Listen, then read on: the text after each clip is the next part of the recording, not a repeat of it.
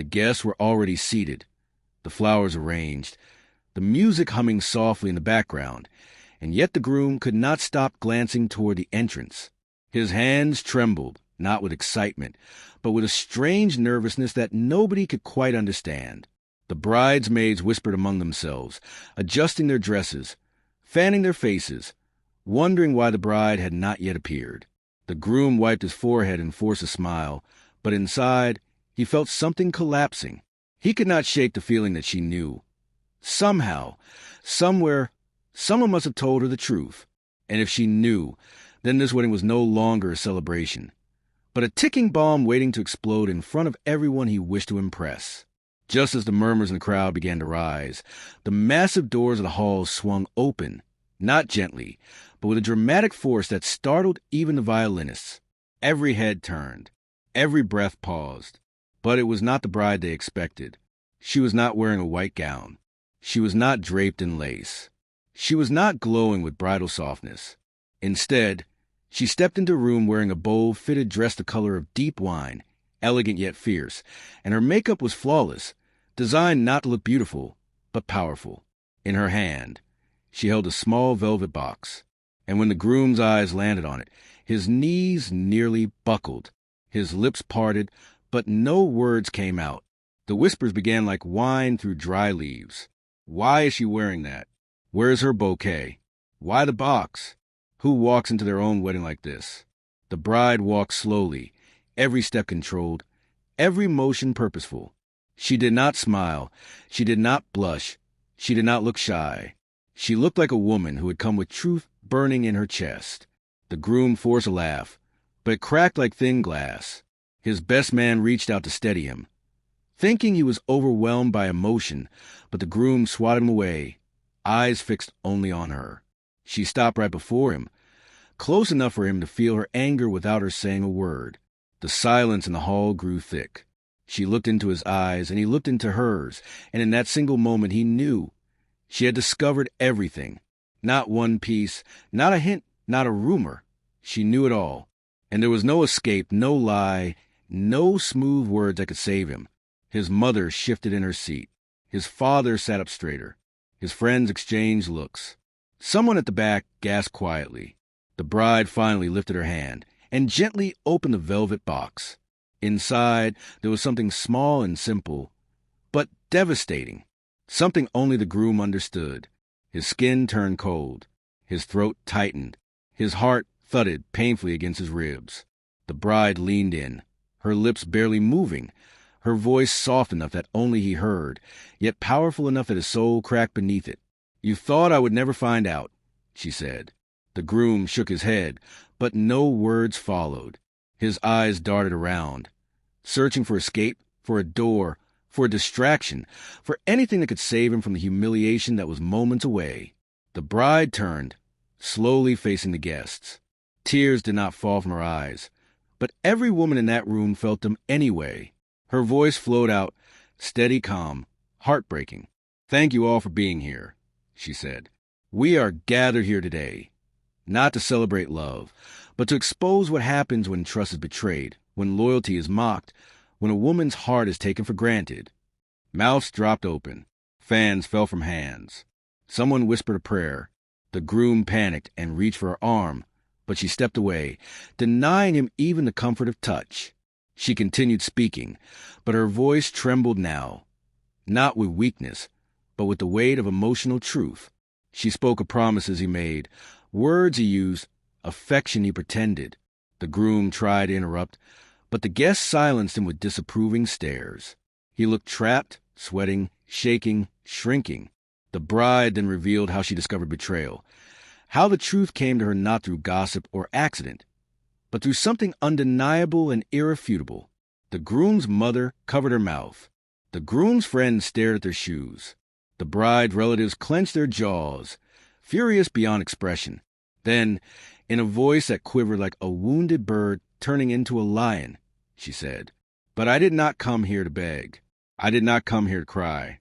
I came here to show you that a woman may be broken, but she does not stay shattered. Today, I reclaim my dignity." The groom stumbled backward, humiliation burning through him. He tried to speak, but the bride raised her hand and the entire hall sided with her silence. And right there, at the height of emotion, at the peak of betrayal, she delivered a line that pierced the room like lightning. "You may have broken my heart, but today I break your facade." Gasps, whispers. A woman in the crowd began crying. A man shook his head in disbelief. The groom's pride, reputation, and lives began collapsing like a house built on wet sand. Then she turned toward the audience one more time and said, "If you are watching this and you believe no woman deserves to be betrayed, if you believe no woman should be mocked for loving deeply, then make sure you like, share, and follow Tales by Wealth, because stories like this remind us that strength lives inside every woman." The groom stared at her, broken. The guests waited for what would happen next. And the bride, holding her dignity like a crown, prepared for the next emotional blow that would reshape everything. The groom stood frozen, his breath uneven, his eyes wide with the kind of fear that only a man with something to hide could ever understand. The hall felt smaller now, tighter, as though the walls themselves were leaning in to listen. The bride did not sit, did not soften, did not pretend. She remained standing before him, looking at him with a calmness that frightened him more than rage ever could. He opened his mouth to speak, but nothing came. His voice, once confident and charming, had abandoned him like loyalty had abandoned his heart. The guests watched with the sharp attention of people witnessing something unforgettable. Fans stopped moving, jewelry stopped clinking, children stopped fidgeting. Even the musicians lowered their instruments, uncertain whether to play or remain silent. The bride looked at the groom with eyes that held storms, and she told him she knew what he had done. She said the truth came to her with the sunrise, and once she saw it, she could never unsee it. Her voice was steady, but her hands trembled slightly. Proof that strength does not erase pain. It simply carries it differently.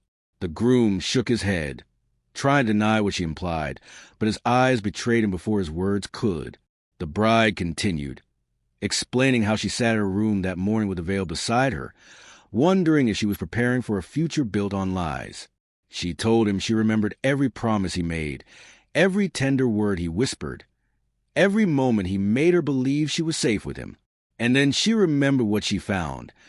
What proved that he had never protected her heart, only played with it when it entertained him. Women in the hall exchanged knowing looks. Some bit their lips, others blinked hard to hide tears. The bride spoke of loneliness disguised as love, affection that felt borrowed, and trust that now tasted poisonous.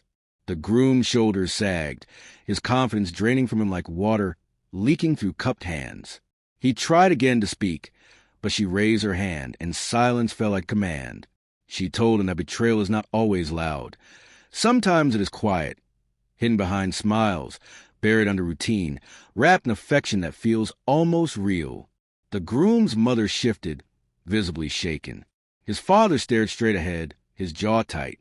The bride explained how she discovered the truth, not through gossip or suspicion, but through something undeniable, something that came from him directly without him knowing. She described how her heart cracked, but instead of collapsing, it awakened.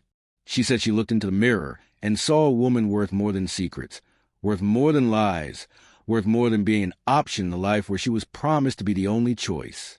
Gasps rippled through the hall as the groom's knees bent slightly, his balance faltering. The bride did not raise her voice. She didn't need to. The truth in her tone was louder than shouting ever could be.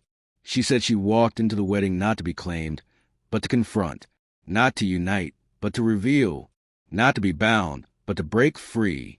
The groom pressed a hand to his forehead, realizing there was no path left for him to escape. Whispers spread among the guests like sparks catching dry leaves. Some stared with sympathy for the bride, others with disgust toward the groom. The bride turned her eyes away from him and looked toward the hall, as though she could see her future stretching far beyond that room.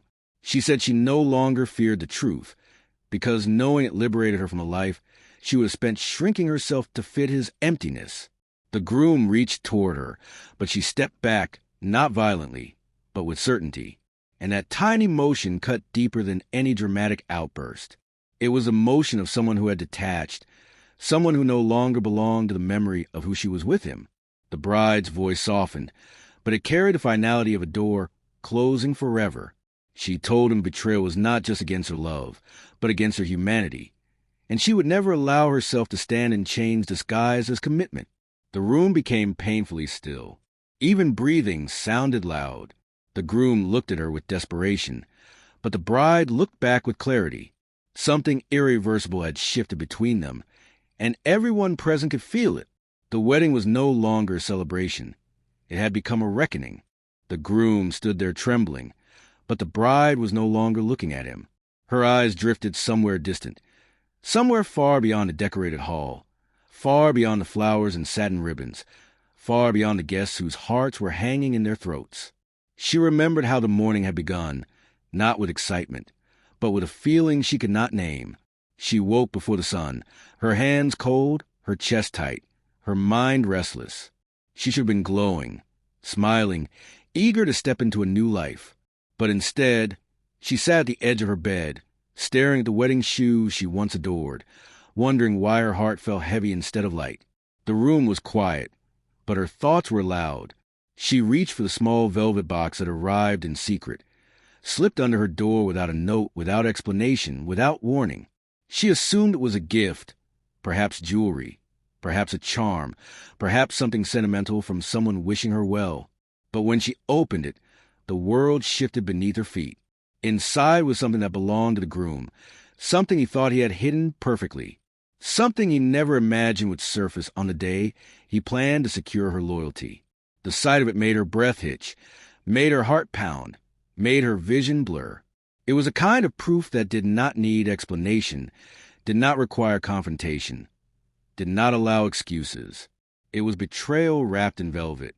She remembered how she sat there frozen, her fingers trembling, the morning sunlight creeping slowly across the floor, as though even the day itself was hesitant to begin.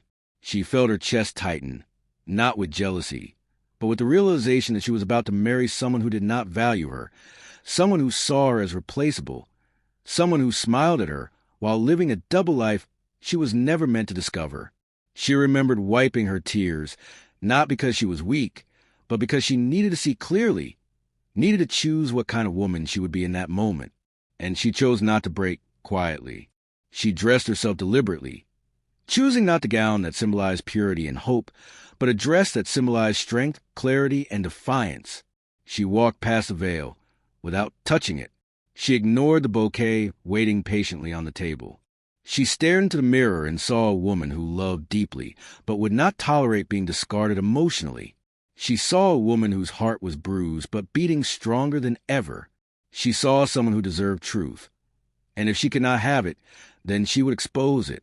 As she prepared, she remembered the conversations leading up to the wedding, how the groom always diverted questions, how he always protected his phone, how he always stepped away to answer calls, how he always blamed work, stress, family obligations.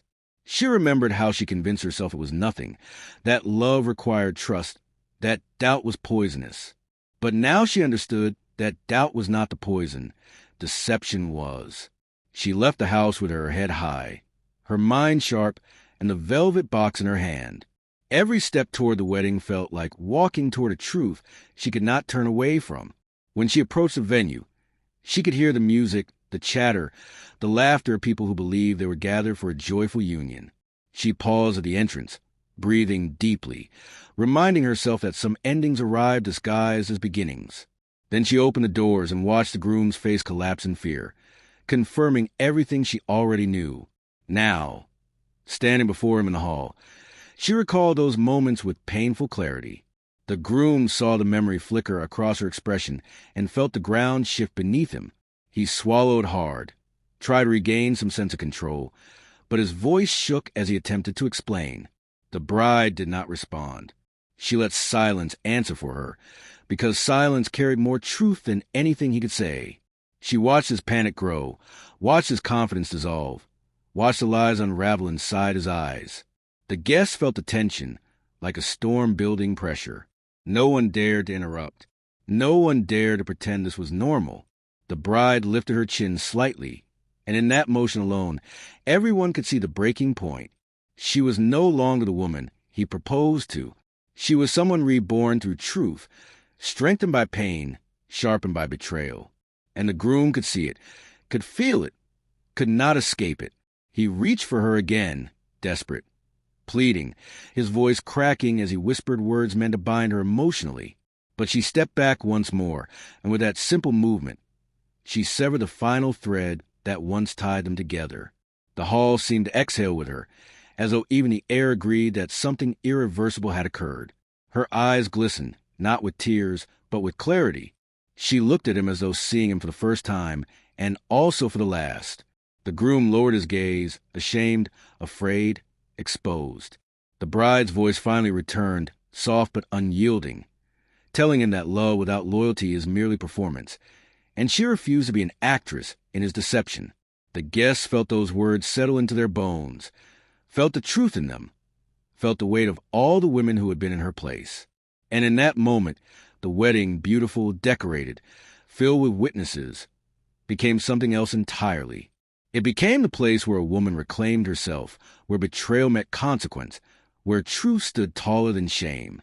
The bride inhaled slowly, steadying herself for the next revelation, the next emotional blow, the next step in unraveling the truth that would shake everyone in the room.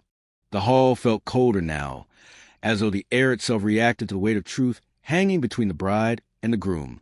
The bride stood still, but inside her chest 1,000 emotions collided. Pain, disbelief, strength, and something even heavier that she had not yet spoken aloud. The groom tried to steady his breathing, but every inhale betrayed his panic. He knew she had only revealed a fraction of what she knew, and the part she had not yet spoken was the part that terrified him the most. The bride's thoughts drifted again, not into the past, but into the moment she realized the betrayal was deeper than she first understood. When she opened the velvet box that morning, she noticed something else, something she almost missed. Alongside the object that proved his disloyalty, there was a folded piece of paper she hadn't noticed at first, tucked beneath like a hidden layer of truth waiting to be discovered. When she unfolded it, her eyes scanned handwriting she recognized instantly. Not the handwriting of the groom, but the handwriting of someone she knew, someone she trusted, someone who held a place in her heart that made the betrayal slice even deeper. Her breath caught in her throat as she realized that the deception was not only from a man she was about to marry, but from someone close to her, someone who should have protected her, not wounded her. The note contained words that confirmed what the object already revealed, but it also contained something worse, a confession that the relationship between the groom and this other person was not an accident, not a moment of weakness, but something ongoing, intentional, and hidden in the shadows while she planned a future built on loyalty. She remembered the way her hands shook as she held the note, the way her knees nearly buckled, the way her heart struggled to keep beating against the weight of betrayal coming from two directions at once. She remembered staring at the handwriting, whispering the person's name under her breath, her voice cracking like glass under pressure. It wasn't just a stranger. It wasn't just a random woman. It was someone whose presence had been constant, familiar, trusted.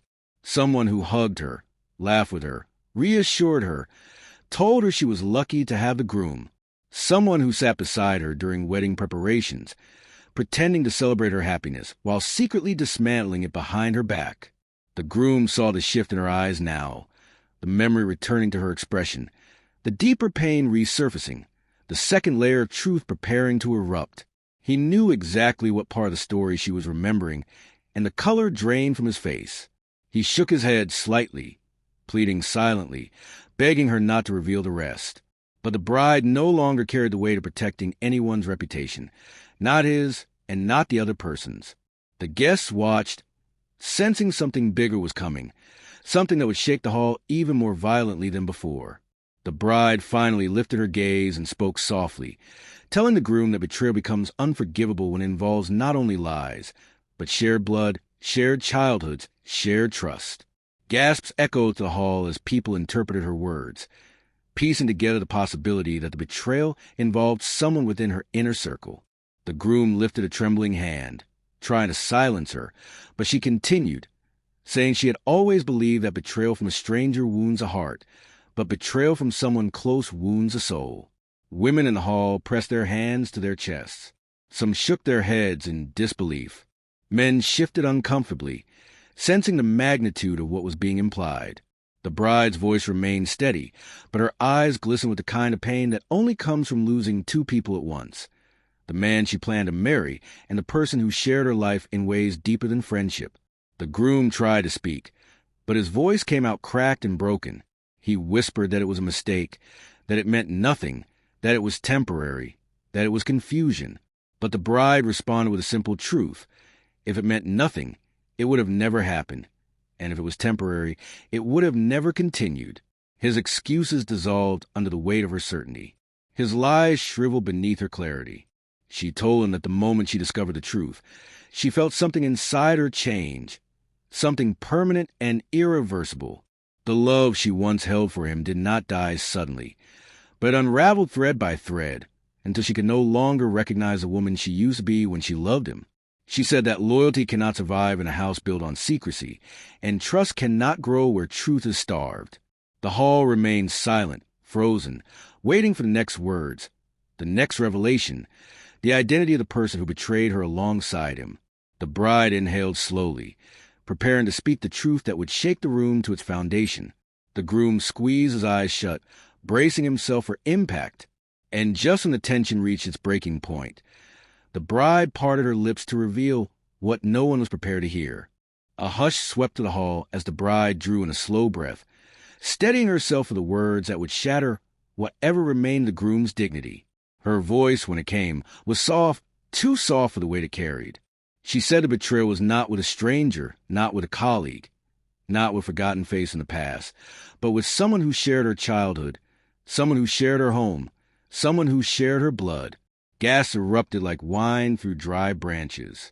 The groom's shoulders collapsed, his head dropping low, shame dripping from every angle of his body. The bride revealed that it was her own sister, the sister who stood beside her through fittings, the sister who smiled at her engagement, the sister who pretended to cherish her joy.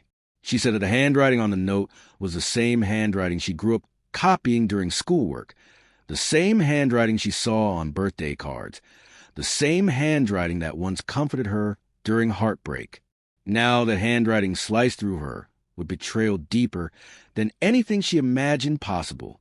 Women in the hall covered their mouths, some shaking their heads in disbelief, others gripping the hands of those beside them as though steadying themselves against the force of the revelation. The groom tried to step forward, but his legs weakened beneath him.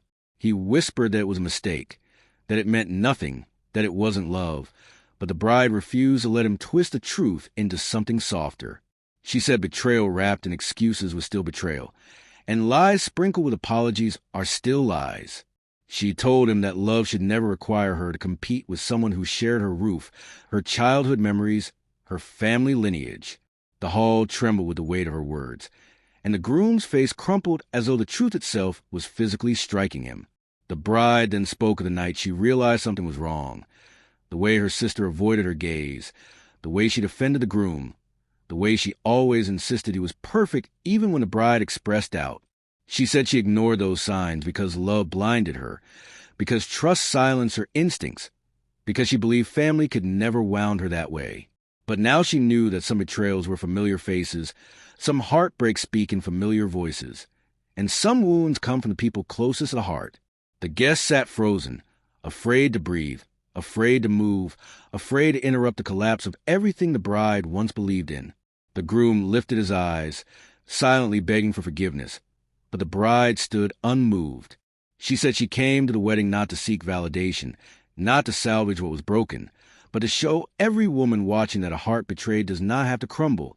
It can rise, it can roar, it can reclaim every piece of itself that was mishandled. And here, within that powerful moment, the bride lifted her chin and addressed not only the guests in the hall, but every woman listening, every heart that ever endured betrayal. She said stories like hers are reminders that strength is born from pain and dignity is born from truth. She said if anyone watching has ever been deceived or healed or risen stronger, they should stay connected, stay inspired, and stay empowered by following Tales by Wealth, because this channel tells the stories that make women feel seen, understood, and unbroken. She encouraged listeners to share, like, comment, and be part of the storytelling family where resilience shines brighter than heartbreak, and where every story becomes a mirror of strength. She said Tales by Wealth is not just entertainment. It is a reminder that no woman walks through emotional storms alone, and that healing echoes louder when shared. The hall remained silent after her words, as though the air itself bowed in respect. The groom lowered his head, destroyed by the truth she unveiled. The bride's eyes softened, not with forgiveness, but with release. She turned away from him, and in that moment, everyone knew something monumental had shifted. She was no longer bound to him, no longer tied to his lies, no longer carrying the weight of his deception. A trembling silence settled over the hall as the bride finally lifted her gaze, ready to release the truth that had been burning inside her since dawn. Her voice was soft, almost fragile, but every syllable struck like thunder rolling across a quiet sky. She said the betrayal was not committed by a stranger, not by someone distant, not by someone nameless. It came from within her home, within her childhood memories, within the bloodline that shaped her life. Gasps scattered across the hall, as though the entire room had been struck at once. The groom's face collapsed, his eyes widening in helpless fear. The bride spoke the words that no one expected to hear. The betrayal came from her own sister, the same sister who stood beside her during dress fittings, who held her hand during planning, who whispered encouragement into her ear, pretending to celebrate her joy.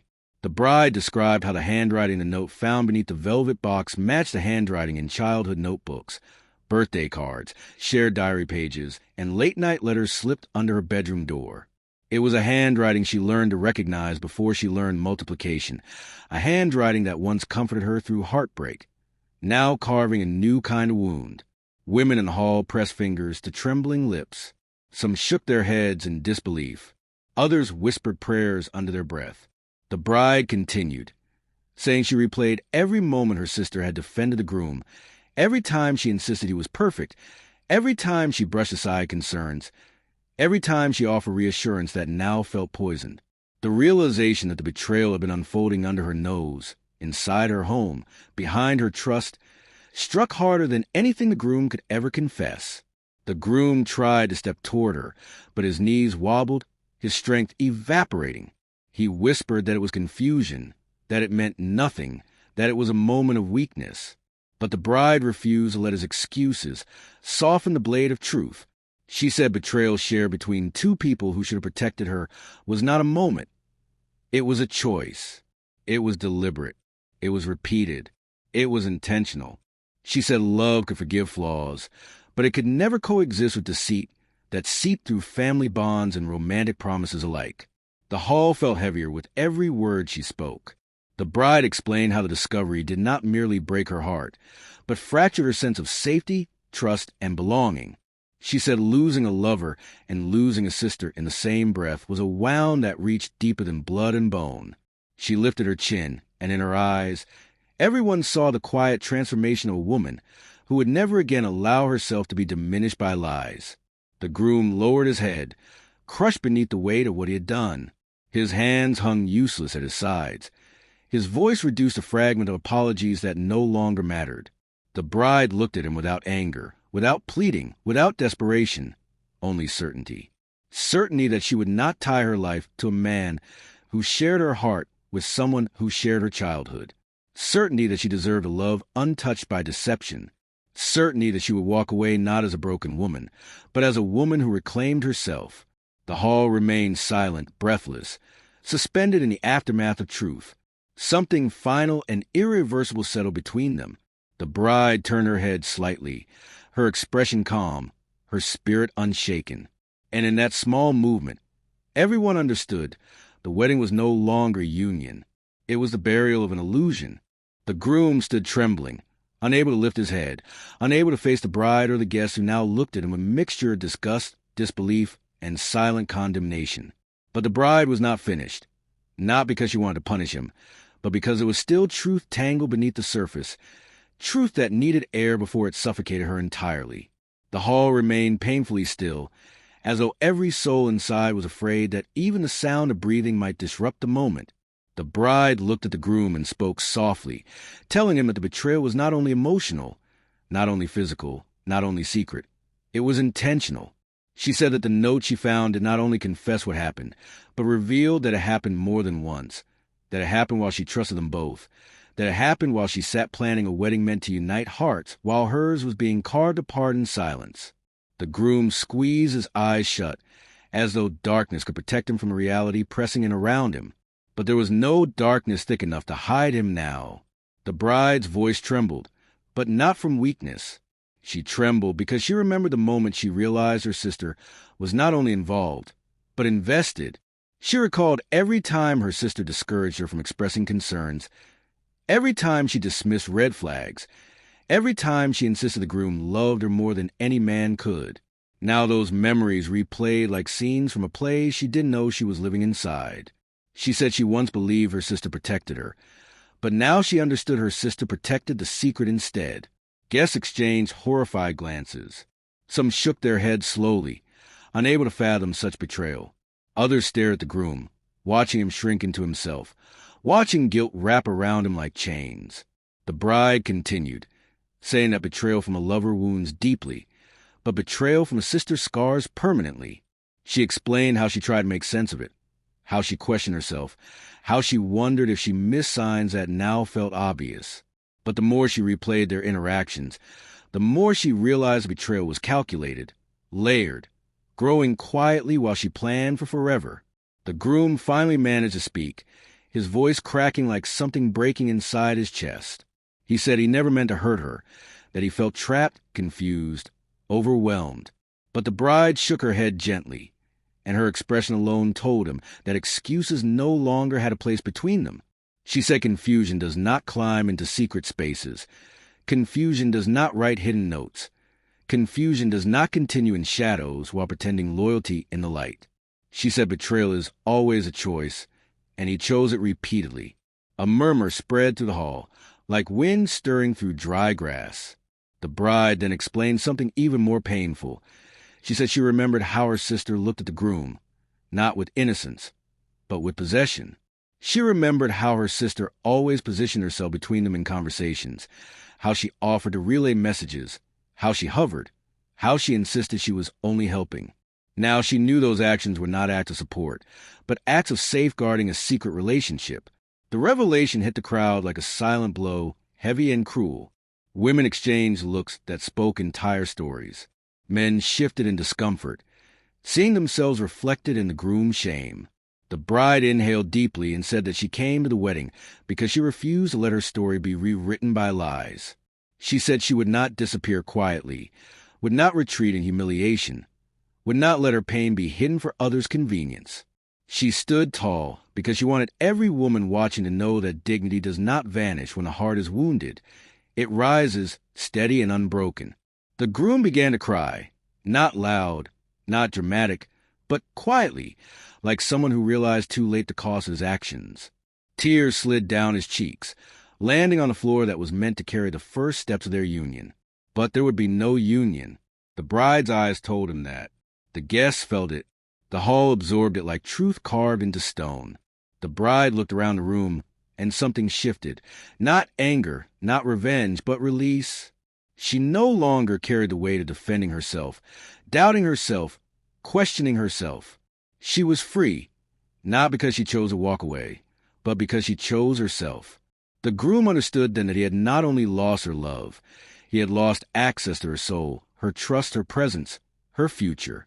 The hall remained silent, but the silence no longer felt heavy. It felt like clarity. The bride exhaled softly, and in that breath was a quiet ending of something that should have been beautiful, but never truly was. She turned her face slightly, no longer looking at the groom, and the room understood. There was nothing left for her to hear from him, and nothing left for him to say. The hall remained suffocatingly silent, but beneath that silence was a storm of shock, disbelief, and raw emotion. The bride stood still, her breath steady, her strength unmistakable. The groom wiped his face with shaking hands, but shame clung to him like a shadow that refused to fade. The guests sat frozen, trying to understand how betrayal could come from both a lover and a sister, how a wedding meant to unite two families became the moment that exposed the deepest fracture between them. Then something shifted in the room, subtle at first, like a ripple breaking across still water.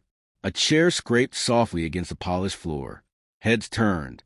The bride turned too, her eyes narrowing slightly, wondering who would dare move at a moment so heavy. And then, from among the seated guests, someone stood. It was not a relative of the groom. It was not a whispering guest or a distant observer. It was someone the bride never expected would rise on her behalf. It was her brother, the brother who rarely spoke, the brother who kept himself, the brother who watched more than he participated, the brother who had been quiet through every rehearsal, every ceremony discussion, every moment leading up to this day. He stood now with a calmness that demanded attention, his presence cutting through the tension like a blade through silk. His eyes, usually soft and distant, now burned with a fierce protectiveness. He walked forward slowly, each step echoing through the hall, each movement filled with purpose. The bride watched him, her breath catching in her chest, unsure whether she expected his comfort or feared another betrayal. The groom looked at him with dread, because he knew the brother had always seen more than he ever admitted, and the guests leaned forward, sensing that something monumental was about to unfold. The brother stopped beside the bride, his posture strong, his gaze steady. He said that he had known something was wrong long before the bride discovered it. He said he noticed the way their sister avoided eye contact, the way the groom stiffened whenever brother entered a room, the way conversations halted when he approached. He said he tried to believe it was imagination, tried to convince himself he was overthinking, tried to stay silent for the sake of peace. But silence, he said, can sometimes become complicity, and he refused to be complicit anymore. The groom's eyes widened, and he tried to speak, but the brother continued, saying he once caught a moment, brief, hidden but undeniable, between the groom and their sister. He said he confronted the groom privately, and the groom begged him to stay silent, claiming it was a mistake that would never happen again. But now, standing in the ruined remains of a wedding meant to celebrate unity, the brother said he regretted believing him. He said he regretted not protecting his sister sooner. And he said that from this moment on, she would never stand alone again. A wave of emotion rolled through the hall. Women wiped tears away. Men nodded slowly in respect. The bride stared at her brother, stunned, feeling something inside her soften. A place that had been hardened by betrayal, now stirred by the unexpected comfort of loyalty. For the first time since the morning, her chest loosened, her throat relaxed, her heart felt held rather than pierced. The groom shook his head desperately, insisting the brother misunderstood, insisting it was never serious, insisting it was over. But the brother stepped slightly in front of the bride, not aggressively, but protectively, placing himself between them like a shield. The gesture said more than words ever could. She was no longer reachable by the man who broke her. The bride felt strength rising inside her, not the strength born of anger, but the strength born of finally knowing she was not alone in her pain.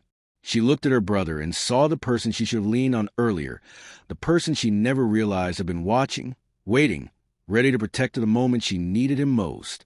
The groom began to cry again, but his tears no longer stirred sympathy. They looked like consequences. They sounded like regret arriving too late. They fell into a silence that no longer belonged to him.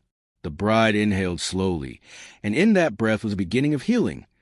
Not the kind that erases pain, but the kind that reminds a wounded soul that can rise, even while still bleeding. She stood taller, her brother standing beside her like a pillar she never thought she would need, and together they faced a broken future that no longer frightened her. Something irreversible had happened, something that foreshadowed an ending no one could stop and a transformation no one could undo. The hall felt different now, as though the presence of bride's brother had shifted the gravity in the room. The bride stood taller, steadier, not because the pain was gone, but because she was no longer carrying it alone. The groom stared at them both with wide, frantic eyes, his breath coming in uneven bursts, his mind scrambling for words that might soften the blade of truth. But the blade was already too deep, and the wound too exposed to hide. The brother remained beside the bride, but his expression changed, not to anger, but to something heavier and more solemn. The bride turned slightly toward him, sensing that he was holding something back, something he had not yet revealed. His jaw tightened, his hands curled into fists, and for a moment he looked as though speaking would cost him something he wasn't sure he could afford to lose. The guests watched him, waiting, sensing another truth rising like a storm that had not yet broken. Finally, the brother exhaled slowly and said that there was something the bride needed to know, something he debated telling her, something he hoped would never need to be spoken out loud. The bride's heart tightened again, bracing itself for another blow. The groom's face twisted with a new kind of panic, a fear deeper than shame, a fear rooted in exposure that could not be undone. The brother said the betrayal did not begin recently. It did not begin during the engagement. It did not begin during wedding planning. It began long before the bride ever said yes to the groom. The bride's breath caught in her throat. The hall leaned forward in unison. The brother said their sister had been involved with the groom before he ever courted the bride. The bride blinked, stunned, unable to process the revelation. He continued, explaining that the groom pursued the bride not because he fell in love with her first, but because he wanted proximity to the sister he could not openly claim. The room erupted in horrified whispers. The bride felt her stomach twist, her knees wobble, her pulse hammer against her skin. The groom shook his head wildly, denying it, insisting the brother misunderstood, insisting he never intended harm. But the brother cut through his words, saying he saw messages long ago, messages that hinted at a relationship hidden in shadows, messages filled with familiarity no man should have with two sisters at once. He confessed that he confronted their sister too, but she dismissed him, claiming it was harmless, claiming it was temporary, claiming it would never affect the bride. But here they stood, proof that temporary betrayals can become permanent scars when left to rot in silence. The bride felt the weight of the revelation crushing through every layer of her memory. She remembered the way the groom looked at her sister, the way her sister always praised him, the way she seemed overly invested in their relationship. She remembered brushing those feelings aside, believing jealousy was an ugly thing she refused to wear. Now she understood that intuition was not jealousy. It was warning. Warning she ignored. Warning she silenced. Warning she wished she had listened to sooner. Tears pressed behind her eyes, not because she wanted to cry, but because her body needed release from the pressure of betrayal that stretched back farther than she ever imagined. The guests watched her, their hearts aching with the unbearable realization that she had not only lost a future with the groom, she had lost years of believing a lie.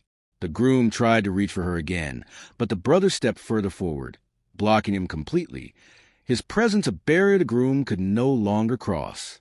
The bride closed her eyes for a moment, letting the truth settle, letting the memory of her past reorder itself. When she opened them again, something was different. There was sadness, yes, and there was pain, but there was also clarity, crystal clear, unshakable clarity. She finally understood that she did not lose love today. She escaped a life that would have starved her soul slowly, quietly, painfully. She saw the truth not as a wound, but as a door, one she was now strong enough to walk through.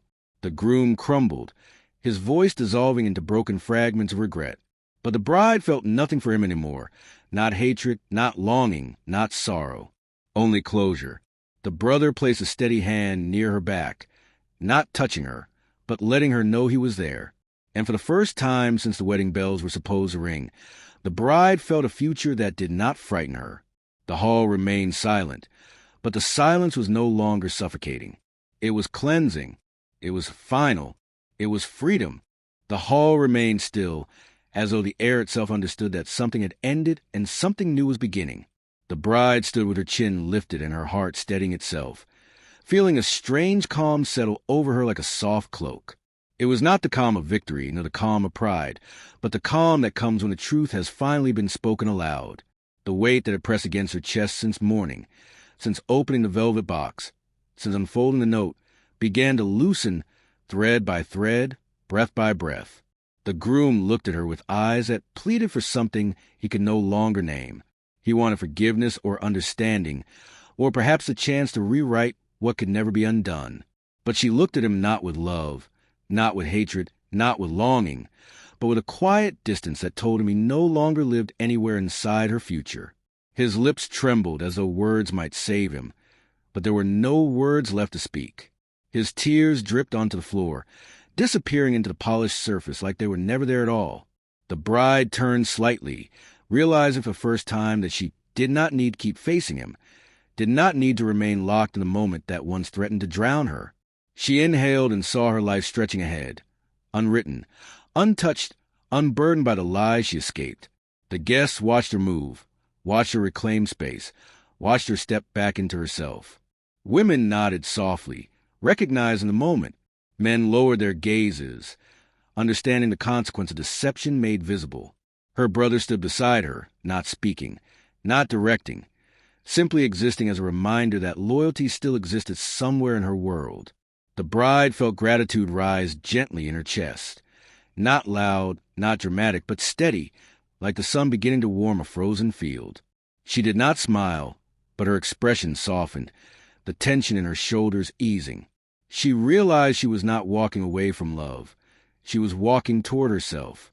The groom attempted to follow her movement, but her brother shifted subtly, a silent barrier that told the era of access had ended. The groom stopped, his shoulders collapsing inward, his breath shuddering. He had lost not only the wedding, not only the bride, but the illusion of control he had clung to for so long. He stood alone in a room filled with people, yet isolation wrapped around him like a cold fog. The bride began to walk, slowly and deliberately, not rushing, not fleeing, but moving with the dignity of someone who understood her worth again. Each step felt like reclaiming a piece of herself. The guests parted quietly, creating a path for her without being asked, without being signaled. Their silence became a tribute, a bow, an acknowledgement of her strength. Some wiped tears, some pressed hands to their hearts, some watched with awe, but none of them pitied her. She did not look like a woman abandoned. She looked like a woman reborn. As she passed through the hall, she realized she did not leave broken pieces behind. She carried every lesson, every truth, every share of her heart with grace that surprised even her. She reached the doorway and paused, not because she doubted, but because she wanted to feel the moment fully. She wanted to remember the sound of silence after the collapse of lies. She wanted to remember how it felt to choose herself. Behind her, the groom sagged into a chair, his head buried in his hands, his body racked with a grief that came too late to matter.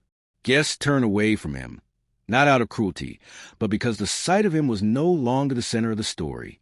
The center had shifted. The power had shifted. The future had shifted. The bride stepped through the doorway and felt the air change. Outside the hall, the world did not look different, yet everything inside her had transformed. The sky seemed wider, the ground steadier, her heartbeat clearer. She did not know what tomorrow would bring, but for the first time in a long time, the unknown did not frighten her. It felt like freedom. She imagined a life where trust was real, where love was kind, where family did not bite into the softest parts of the heart. She imagined laughter that did not hide wounds, mornings that did not feel heavy, and affection that did not come with shadows. She imagined rediscovering herself piece by piece, not as a bride, not as a woman betrayed, but as a woman alive. Her brother joined her at the doorway, still silent, still steady. She glanced at him, and he nodded once, a simple gesture, but it grounded her. She realized she still had someone who knew her from the beginning, someone who saw her beyond titles and roles, someone who remembered her before heartbreak tried to redefine her. She stepped forward, leaving the hall behind, leaving the groom behind, leaving the story others tried to write for her behind. And in that moment, she did not feel loss. She felt return. Return to self. Return to dignity. Return to a life that could now bloom on her own terms. The sun outside felt warmer than it had that morning, as though the world itself acknowledged the bride's release. She stood just beyond the entrance of the hall, breathing slowly, letting the air settle softly into her lungs. People always believed heartbreak came with loud sobs, collapsing knees, and shaking hands, but she discovered something different. Sometimes heartbreak came with stillness, with clarity, with a quiet understanding that freedom can hurt and heal at the same time. She stood there, letting herself exist without pressure, without expectation, without pretending. Her brother remained beside her, not speaking, not urging, not questioning. His presence reminded her that life still held loyalty, still held goodness, still held people who chose her without condition. For a moment, they simply stood together, letting silence fill the space where chaos once lived. The bride looked up at the sky. and for the first time since the morning, she felt the weight inside her chest begin to dissolve. Behind the doors, the hall slowly erupted into scattered murmurs. Guests began to rise, unsure whether to leave, unsure whether to console the groom, unsure whether to speak the truth aloud, or keep it tucked into their memories like a story too painful to repeat. Some left quietly, heads bowed. Some stayed, staring at the groom as though witnessing the unraveling of a man who thought he could juggle hearts without consequence. But none of that concerned the bride anymore. Her story no longer lived inside those walls. She took a step forward, and it felt like stepping into herself. Another step, and it felt like stepping into possibility. A third step, and it felt like stepping into a life that was hers alone. Her brother walked with her, but she could feel that she needed a moment to stand independently. She turned to him gently, placing a hand on his arm, and nodded a silent request for space. He understood immediately and stepped back, let her stand alone beneath the open sky. She closed her eyes, letting the breeze brush against her skin. Memories of the groom flickered briefly. Moments of laughter, moments of tenderness, moments that once felt like proof of love. But now she saw them differently. They were not beautiful memories. They were illusions painted carefully to disguise a truth that always lived in the shadows. She let those memories dissolve like mist. Then, unexpectedly, she heard footsteps behind her, not heavy, not frantic, but hesitant. She turned slowly and saw a familiar face, one she did not expect.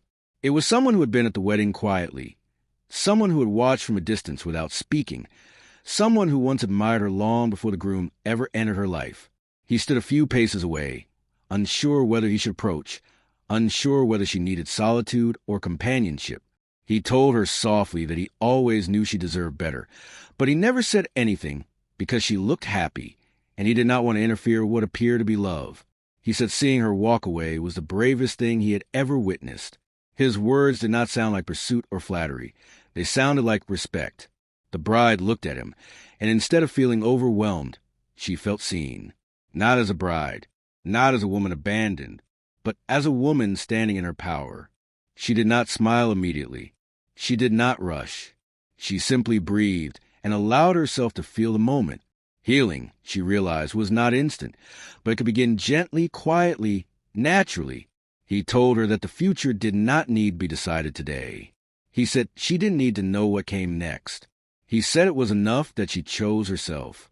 And for the first time, someone spoke to her without expectation, without assuming she needed rescuing, without assuming she needed replacing.